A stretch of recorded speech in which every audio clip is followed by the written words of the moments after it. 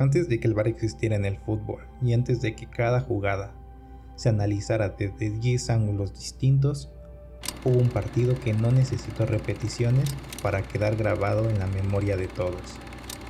Un partido que en 5 minutos tuvo el gol más polémico de la historia y el mejor gol de la historia, del mismo jugador en el mismo partido.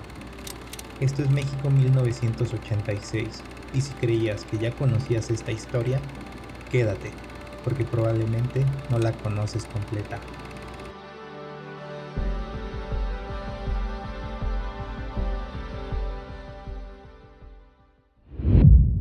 Pero antes de llegar ahí, tengo curiosidad. ¿Cuál crees que fue el mundial más importante de la historia y por qué? Escríbenos en los comentarios. México no era el plan original. Colombia había ganado la sede, pero cuando llegó el momento de construir estadios, organizar infraestructura y garantizar las condiciones que la FIFA exigía, simplemente no pudo cumplir. Y México, que ya había organizado el Mundial de 1970, levantó la mano. El problema era que 1986 no llegaba en el mejor momento posible. Un año antes, la Ciudad de México sufrió uno de los terremotos más devastadores de su historia. Miles de personas perdieron la vida. Barrios enteros quedaron destruidos. Y sin embargo, México dijo que seguía adelante.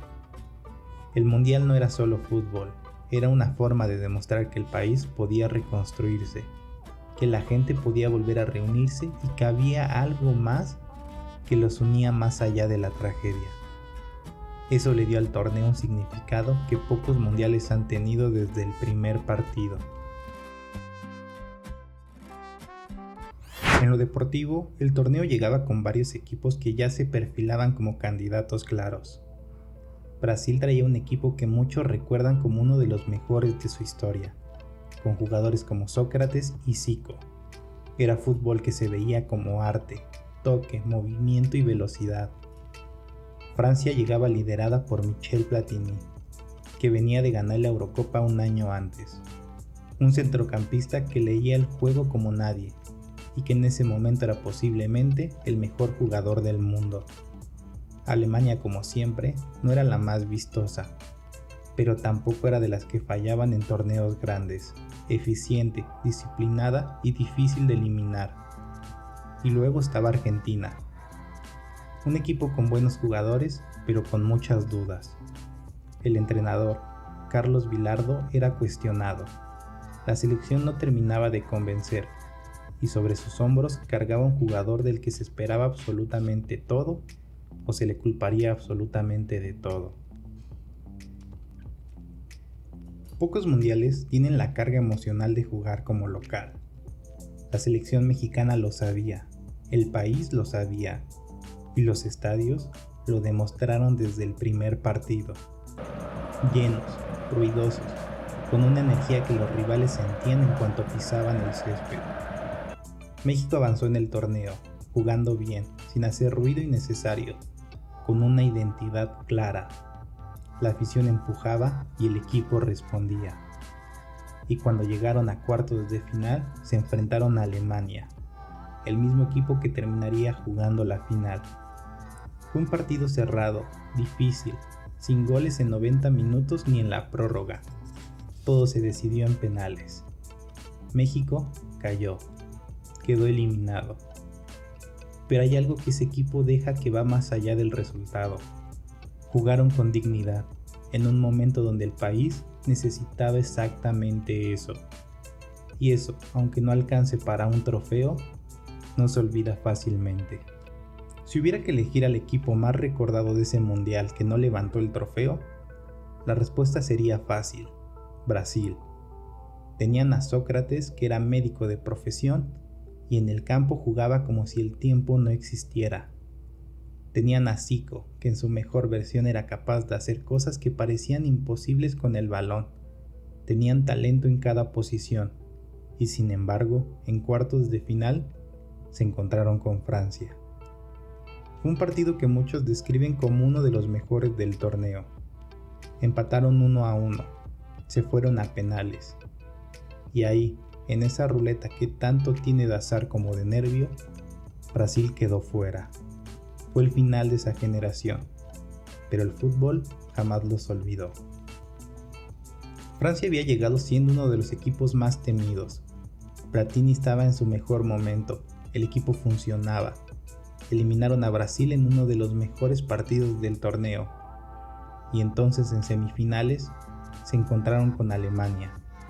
Un resultado 2-0 a favor de Alemania dejó fuera a Francia, a un paso de la final. Platini nunca volvería a tener esa oportunidad. En su mejor versión y en su mejor torneo, el trofeo no llegó. Hay algo muy humano en eso, y quizá por eso ese equipo todavía se recuerda con tanto cariño. Maradona llegaba a ese mundial con una mezcla difícil de manejar. Por un lado, era reconocido como uno de los jugadores con más talento del planeta. Llevaba años demostrándolo en el Napoli, en el Barcelona y en su selección. Por otro lado, la presión sobre él era una presión que no se puede comparar con la de casi ningún otro jugador en la historia. Argentina no llegaba como favorita. El entrenador era cuestionado, y si algo salía mal, todos sabían sobre quién recaería la responsabilidad. Pero Maradona no huyó de eso. Desde el primer partido se convirtió en el centro de todo. Cada jugada pasaba por él, cada decisión importante también. Era el tipo de jugador que no solo jugaba bien, sino que hacía que todos los que jugaban a su lado jugaran mejor. Y entonces llegó el partido que nadie pudo ignorar. Argentina contra Inglaterra. Cuartos de final, 22 de junio de 1986. Pero este no era un cruce cualquiera. 4 años antes, Argentina y el Reino Unido habían estado en conflicto por las Islas Malvinas. Solo un par de años de distancia separaban el fin de ese conflicto de este partido. La herida era reciente, la tensión estaba presente aunque nadie lo dijera abiertamente en los micrófonos. El mundo no estaba viendo solo un partido, estaba viendo algo cargado de historia. Corría el minuto 51, una pelota elevada entra al área inglesa. Sale Peter Shilton a cortar, es más alto, tiene ventaja, pero Maradona salta igual. Y en ese instante, un gesto mínimo cambia la historia. Su puño izquierdo roza el balón antes que todos, y la pelota entra. Nadie entiende del todo qué pasó excepto él. La mano de Dios acaba de nacer. Los jugadores ingleses protestan a más no poder. Pero el árbitro valida el gol. Fue un gol con trampa, eso no tiene discusión. Pero tampoco tiene discusión lo que pasó 4 minutos después. Minuto 55. Maradona toma el balón en su propio campo. Arranca. Primero deja atrás a uno, luego a otro. Acelera, cambia de ritmo. La pelota está pegada a su pie como si fuera parte de él. Inglaterra retrocede, pero ya es muy tarde. Se quita 3 más en una misma jugada. Entra al área. El arquero sale. Amaga, lo deja en el suelo y define. 60 metros, 5 rivales, un solo genio. En un mismo partido, el mismo jugador marcó el gol más polémico y también el gol que para muchos es el más extraordinario de la historia de los mundiales. Eso no se había visto antes y probablemente no se vuelva a ver. Después de ese partido, Argentina ya no era una sorpresa.